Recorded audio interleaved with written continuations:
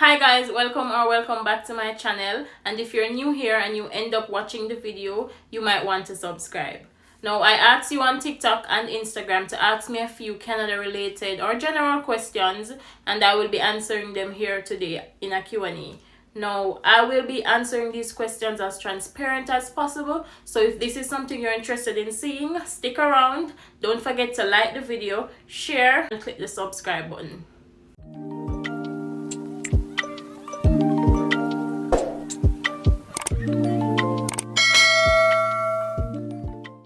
Alright, I would just like to start off with a disclaimer. I am not a legal immigration officer. I cannot provide legal advice.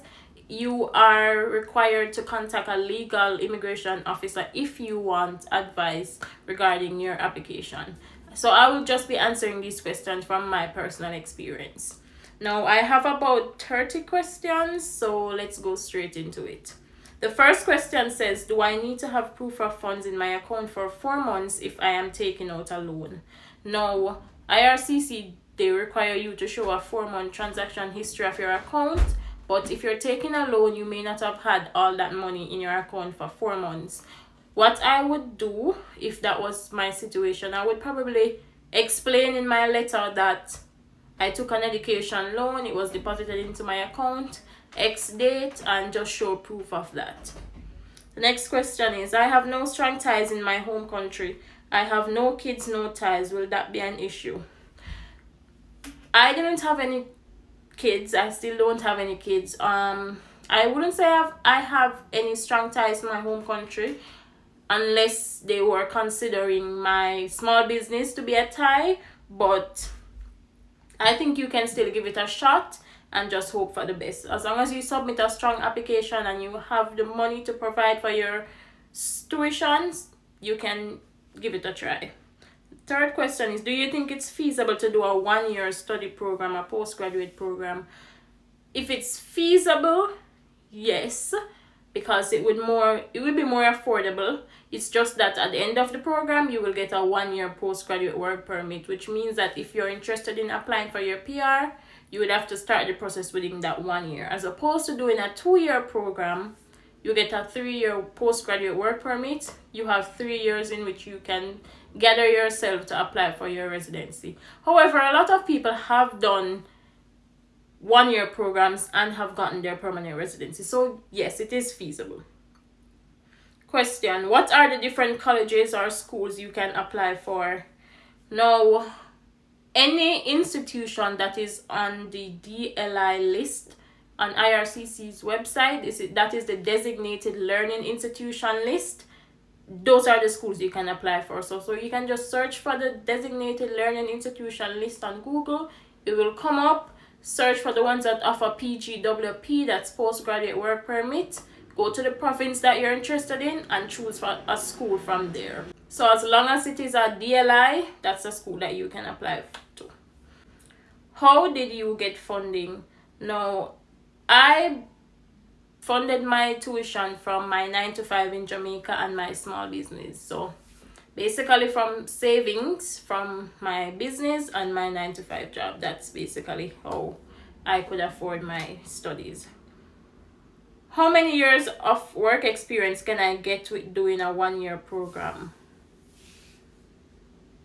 I'm not quite sure what you're asking. How many years of work experience can I get? So if you do a 1-year program, you will get a 1-year postgraduate work permit, which means that after your studies, you can work in Canada legally for 1 year, if that's what you're asking. Next question, can you estimate how much JMD I would be looking at? 10,000 Canadian plus tuition fee. Now, I cannot estimate that because how much you are looking at depends on your school fee. It is required that you have your school fee plus 10,000 Canadian dollars for every year for your cost of living expenses. So if you are doing a 2-year program and your school fee is say $20,000 and you're doing a 2-year program, you're expected to have 20,000 for the school fee plus 10,000 for the first year of cost of living plus another 10,000. So that would be 40,000 Canadian dollars they're expecting you to show. Is it expensive over there? So is it expensive in Canada? Yes, it is expensive in Canada. You cannot come here broke. You have to have a financial plan. You have to have savings. You have to have your money plus your backup money plus your backup money for your backup money, because trust me, things are not cheap. Rent is not cheap, groceries is not cheap, phone plans not cheap. And the province that you go to really affects how affordable it is.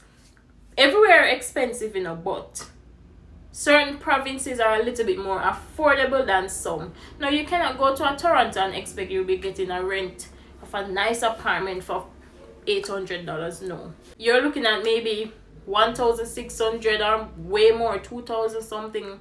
So yes, it is expensive, to answer your question. What were the questions you were asked at immigration? So at immigration, when I arrived in Toronto, so even if you have a connected flight, your first point of landing is where you will receive your study permit and you will go to the border. So he asked me, the officer that I get, mind you, everybody gets asked different questions. The officer that I got at the time, he asked me for my proof of tuition payment, where am I going to live. So I had my lease, so I gave it to him. I gave my proof of tuition payment. He asked me, of course, for your passport, your documents. He did not ask me to show proof of funds. I did walk with an updated bank statement, but he did not ask me. However, they do have the right to ask you to show proof of funds, but I personally did not get asked that question, but I was prepared for that question. So that's it. He asked me where am I going to live, and he asked for my acceptance letter for this university as well. So my acceptance letter, where am I going to live, proof of tuition payment. Took my passport, did what he did, stamped it, gave me the document. Now he can ask you again for your updated bank statement, so be mindful. And he did like soft conversations with me. He was like, why are you leaving Jamaica to come to Canada? Canada is cold and stuff like that, as I arrived in the winter. So it was basically just like that. He didn't ask me a lot of questions, but there was another officer at the time that she was going hard with the questions. So it really depends on the officer that you get, and I guess their mood for that day. Is it easy to meet friends? Honestly, I would say no, it is not. It's easy to meet associates. If you consider your classmates as your friends, then I guess you could say it's easy to meet them because you will be taking classes together. A lot of people join websites to meet people. People have small groups that they build. So like on WhatsApp, I'm in a group called Jamaicans in Manitoba. So though I haven't met anybody from the group physically though, so it's not easy. People talk to you, people are friendly. Hi, bye, how are you? Please, thank you, sorry. But they're not necessarily your friends. So I would say it's not easy to meet friends when you compare to how easy it probably is in Jamaica. My next question is, do you feel lonely? Honestly, my life here in Canada is not much different from my life in Jamaica. I would go to work, come home, chill, watch TV, be on my phone, go out every now and then. It's basically the same thing here, just that I'm now working and going to school. I was not going to school and work at the same time in Jamaica. But as far as being lonely, I don't feel lonely, but I can understand why a person would feel lonely. But sometimes you're so busy, you don't even get the time to feel lonely. And if you really come here with a mission and you have a goal, you're just looking straight at that goal and you're not thinking about, oh, I'm so lonely. And you just go to school, you go to work, find time to have fun as well. I have been finding time to have fun. So to answer the question, no, I don't feel lonely. Next question is, how are the lecturers in Canada? No, they don't refer to them as lecturers, they refer to them as instructors. I'm not sure if that's just at my school, but I only hear them say instructors. No, they're pretty nice. They're very understanding. You can reach out to them, email them, let them know that you'll be coming late, you won't be able to make it to class, you're going to miss an exam. So they're very understanding and it's flexible. You can work around the schedule and try if you have an emergency or something. But they want to see proof. If you're going to say that, oh, I had to go to the doctor and stuff like that, they're expecting you to show proof of whatever you're saying, but for the most part, they're understanding. Next question, have you ever felt like leaving Canada? Now, I see a lot of people on Instagram, TikTok, all over social media talking about, oh, I'm leaving Canada, Canada is too expensive, and right now the entire world is expensive. It's just that what you're able to cope with and how much you think you can manage and what your end goal is. Personally, I have not felt like I wanted to leave Canada, so I don't know. I don't know what 5 years from now will look like, 10 years from now, but in this current moment, today in 2023, I do not feel like I'm leaving Canada. I want to leave Canada right now. So I do miss my family. I do miss some food in Jamaica, but that's it. And I do make my own Jamaican food from time to time. So as far as missing the food, I can get something close to it. Maybe not the KFC, but yeah. No, I have never felt like I want to leave Canada. Is school easier in Jamaica compared to Canada? Honestly, I would say it's like the same. I mean, I'm comparing university. In university in Jamaica compared to university here in Canada, I would say it's about the same. Same workload. You're expected to do your weekly assignments. You're expected to attend your classes. Nobody's going to be behind you telling you to go to your class. I think in Jamaica, the lecturers are definitely not behind you telling you to attend your classes. However, here, if you are absent for, say, maybe 2 weeks without an explanation, the instructors will reach out to you. I've seen that happen.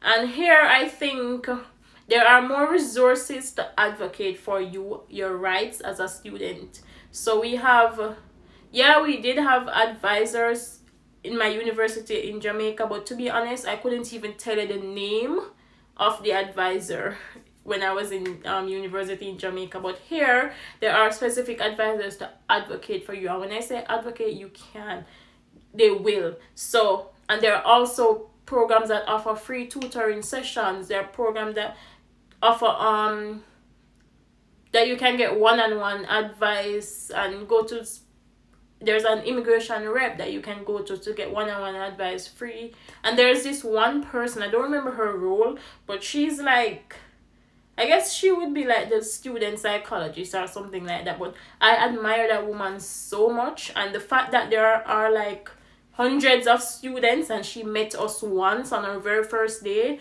And I think a few weeks ago I was just walking on campus and she was like, hi, how are you? I see you're dressing like you're still in Jamaica now because the weather is warm. And that amazed me, the fact that she remembered that I am from Jamaica. She just met me from orientation and that was it. There wasn't any other sit because she's not an instructor. You don't see her every day. You just might be passing her randomly. So it just goes to show that she was actually paying attention. And I started school in January. She said this to me in August. So yeah, but school is not much different. It's not easier here compared to there. I just think here you might have a little bit more resources. Was it hard finding a job? Yes, it was. I have a classmate that has been here since December. She literally got a job a few weeks ago in August. So come prepared. I don't know if it's the province that I'm in. Maybe in Ontario there are more jobs, but also in Ontario there are more competitors. So more people are going after the jobs. But coming in winter may also affect the job market as well, because even since it's been summer here, I've seen that more job postings have been made and stuff like that. So I arrived in winter in December. You cannot start working until your program has started. My program started in January, so I was only allowed to work as of January. I did not start working until the last week of March. So out of a job for January, February, and basically March. So 3 months. So you have to come prepared with extra rent, extra money for food, extra money for everything. So next question, how is the weather in Manitoba? Listen, Manitoba has the extreme for everything. It's either extremely cold or extremely hot. Winter, extremely cold. But trust me, I'm a person who gets cold very easily. But it is manageable. Get you a proper jacket, wear your gloves, wear your scarf, proper leggings. You don't really want to go for jeans in the wintertime. Jeans kind of trap the cold some more, so you want to maybe wear a few fleece lined leggings, maybe two of them. I always wear two. I always wear one actually, and a sweatpants, my underneath shirt, my top, and my jacket, and that's it. You're only going to feel cold when you're literally on the street. Everywhere is heated, so it's fine. Summer, the weather is nice. If you're from Jamaica, it's just like Jamaica, hot. Maybe less breeze, less rain. We hardly get rain, and when we do, it's like drizzle, what we would call just drizzle, and it's for like 5-10 minutes, and that's it. It stop, and then maybe 20 minutes later I'd start again for 5 minutes. And I think I've really only seen like hard thunderstorm once since I've been in Canada. Hardly get rain. You never see rain in winter because you don't call it rain, because by the time it gets to here it's frozen. So they call, I think it's flurries, but rain that I've seen since summer and spring has been just drizzle, and for like 5-10 minutes. Next question is, how long was your processing time when you applied? So I did speak about this in detail in a previous video. However, to answer the question, I submitted my student visa application in June, the ending of June of 2022. I got approved on August 18 of 2022. So that's like less than 2 months basically. Close to, but less than 2 months. Next question, did you submit tax return for your business? I did not. I was going to, but when I contacted an agency and I heard the cost to do it, something that I could have done as a finance account student, I was like, hell nah. I just submitted my business registration. That's it. Nothing else for the business. And I spoke about the business in the SOP. Next question, how did you explain not having travel history? Now, that was something that I was worried about, because I have heard that people have been denied for no travel history, but as a person who did not have any travel history, I just didn't address it. I didn't mention anything about travel history in my SOP, and that was it. I didn't address it, and yeah, it was approved. So, next question. Did you need to show proof of return ticket, or was a one-way ticket enough? So no, you're not expected to buy a return ticket. For example, I was coming in December of 2022. My program is going to finish next year, 2024. So they're not expecting you to buy a return ticket from 2 years in advance. Even if you're going home after your studies, no one is expecting you to buy a return ticket. You can always buy your ticket to go home when you finish your studies. Did you pay the tuition before or after getting the visa? No, you have to submit proof of tuition payment when you're submitting your student visa application. So yes, I did, but I only paid the required deposit. So a percentage of the tuition was required by a certain date. That's the amount I paid, showed the receipt for that, and submitted my student application. However, the balance for my school fee was due prior to me arriving in Canada. So I did pay, I ended up paying the entire year one's fees before I arrived in Canada. So when I arrived at the board and he asked for proof of tuition, it showed that I already paid for year one and I only have outstanding for year two. So yes, you have to pay some portion of your tuition before getting your student visa, because it is a document. Proof of tuition payment is a document that is required as part of your application. Next question is, how did you come up with the money for school in Canada? I kind of answered this already, which basically was that I am a saver. So I always saved. So when I used to get my 9-to-5 salary, I think I would be saving about 60 or 50% of it every month goes to savings that is not touched. So I was getting a decent salary, and I always ensure that I'm saving. At one point, I did not know what exactly I was saving for, but I knew that something would have come up where I needed the money. If I was going to buy a house, I would have needed a deposit. So I knew that saving, you can't go wrong with saving. So I was saving, and as well my small business did help a lot. So that's how I came up with the money. Solely my 9 to 5 and my small business. Do you know of any scholarships international students can apply for? Personally, I don't know of any direct scholarships. However, I know that for some schools, they have scholarship opportunities on their website. So you can go to their financial aid page on their website and they will have scholarship information.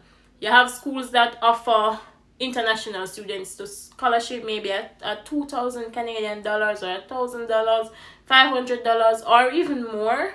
But I don't know of any scholarship in specific, but I know that some schools offer scholarships to students. Did you do a medical with or after your application? What I get to understand, if I'm not mistaken, is that a medical is required based on what you're going to study. So I came here and I'm studying financial management. They did not ask me to do a medical. At no point in time did they email me or reach out to me and say, hey, you need to do a medical by this date. So I personally did not do a medical. However, I have friends who are doing social work or office admin for the science field. They were required to do medical. So I guess it depends on what you're studying. Then you would be required to do a medical. But as far as I'm concerned, I did not do a medical because I was not required to. So medical is not mandatory for everybody. So it really depends. And I'm not even sure if it depends on the program. I don't know what they use to determine who does a medical and who doesn't. But personally, I was not required to do a medical. Next question. How are you able to pay for your tuition? Did you pay for the entire year upon arrival? How long is the studies? So again, for most people is trying to find out how I'm able to pay for my studies, I already answered that. Did you pay for your entire year upon arrival? So, and how long is your studies? So I'm doing a 2-year program. I paid for year 1 before coming to Canada. I paid the first deposit before submitting the student visa application, and then I paid the second installment before my arrival. How do you pay for the second year? By working 20 hours? No, this is the thing. I did not come to Canada with the expectation that I will be working and saving for my tuition. I decided that I will not arrive in Canada unless I already have my school fee. Honestly, it's not feasible to work and save your school fee. Especially if you're doing 20 hours at minimum wage. It's not feasible. That is only to cover your monthly expenses.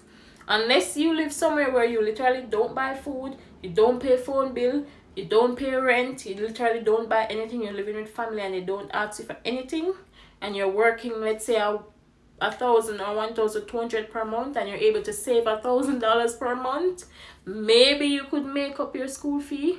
But don't come here with the expectation of, oh, you're going to be working and saving your school fee. If your program is one that offers you a full summer, like you get 2-3 months off of school, maybe it will be more feasible for you. But personally, my program does not offer that. You only get 3 weeks in the summer and that's it. So my plan was to come here with minimum school fee for the 2 years. So when I arrive in Canada, I should not be thinking that I'm working for my school fee. So I made sure that minimum was that I already had the school fee. So anything I work while I'm here is to cover my cost of living expenses. So that's basically what I have to say to that question. How is the working conditions over there? The working conditions, it depends on the job you're doing. If you're doing an office job, I can't speak to that. I've never done an office job since I've been here. You are going to get the entry-level jobs. The minimum wage jobs are slightly above minimum wage. A lot of the jobs require lifting, long standing. You just have to come mentally and physically prepared to do these things. Even if you're coming from a managerial position in your home country, expect to go to Burger King, Tim Hortons, and Cash, take people orders, be servers, stuff like that. And you can look down on those jobs too, because they will pay you and you will be getting tips. So for work, it is what it is. You have to start from somewhere, and that's where it is. When you come to Canada, be prepared to take a step back to take 2 steps forward. That's just the reality. So I only have 3 more questions. The next question is, there are a lot of Jamaicans in I guess they're asking about in Manitoba, because that's where I'm at, Winnipeg to be exact. I think there are a few Jamaicans, but I wouldn't say there's a lot of Jamaicans. I would say there's a lot of Indians. I would say there's a lot of Nigerians or people from Africa. But as far as a lot of Jamaicans, no. I have been places before where I've heard people talking and I can identify, oh, that person is a Jamaican. I've been to the gym and I heard two people and they were looking at me and I'm like, And then I eventually said, are you Jamaican? And he said, yes. So obviously, I said, Wagwan and stuff. And he's like, are you on TikTok? And stuff like that. There is a small Jamaican WhatsApp group, but to be honest, the group is not active. I don't know anybody personally from the group. So there's not a lot of Jamaicans, but you can find one and two. Next question is, how long was your SOP? So my statement of purpose or my letter of explanation, mine was 2 pages. And when I said 2 pages, I don't mean a page and a half. I mean 2 full pages. Honestly, it was 3 pages at first, and I said no, I think it's too long, so I tried my best and I made it to 2 pages. So I think personally you don't want to go over 2 pages, because you have to remember that the immigration officers, they are going through a lot of applications every day and they don't have time to read an epistle. Somebody recommended to me that I should get my SOP to be 1 page, but it just was not possible for me, so mine was 2 pages. And the final question is, what is one thing you appreciate about the Canadian culture? Now, I never really thought about this, but something off the top of my head that I could say I appreciate about the Canadian culture is how much they value time. So if something said that is coming from Jamaica, I appreciate that, because I'm a person who I value time. I don't like being late. I don't like having to meet somebody and they're late. If they say something should start at 9 p.m., it's gonna start at 9 p.m. If it should start at 12 p.m., 12 p.m. Even my classes, when I'm in class, I get to class maybe about 15 minutes early. The instructor sometimes comes about 10 minutes early as well. So he or she would be in the class, not saying anything, just saying good morning. If you build small conversations with him or her, he or she will respond, of course, but they will be in the class, and as soon as the clock strikes 9 a.m., because my classes start at 9, they're like, okay guys, good morning. It's now 9 a.m., let's begin. If you're at work and your shift is supposed to end at 3 p.m. or 5 p.m., 5 p.m. on the dot, your manager is saying, okay, it's time to go home at work. And I find that I really like that, because in Jamaica, when you do some jobs, if you're supposed to leave at 5:30, they're looking at you like, why are you leaving when it's just 5:32? Why are you leaving? I don't know if you have experienced that, but I've experienced jobs where as soon as it strikes 5 o'clock, I am ready to leave, and people are like, why are you going as soon as... Nope, here, all the jobs I've done, as soon as their time comes for you to sign out, they want you to leave, because what? They have to pay you for your time. So the longer you're there, you are going to be required payment. So and they advocate for you to take your breaks too. Some people try to say, oh, I don't want any break, but no, these are unpaid breaks, so they want you to take your breaks.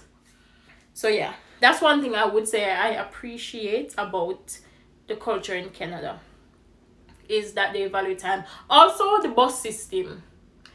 The bus system is very accurate. You can track it. There's a live bus app that you can coming from Jamaica. How they supposedly have a system to track the buses, but that never is accurate. So I appreciate the fact that the buses come on time. Even in the winter, it was not bad. If the bus is late, it's like a 2 or 3 minutes late, and that's nothing. But if they say the bus is coming at 2:15, it's coming at 2:15. It may come 2:14, it may come 2:16, but the bus is going to come. And if they say that your arrival time is going to be X time, your arrival time is going to be X time. So the bus system is very reliable and they value time. But that's all the questions I have for this Q&A. I hope you find this informative. If you still have questions, you can leave it in the comments below, or you can reach out to me on Instagram if you want to privately ask me a question. Just send me a DM, I will definitely respond. My Instagram is right here. And yeah, don't forget to like the video. Please hit the subscription button and share the video to somebody who may also find this video helpful. But that's it for now, and yeah, toodles.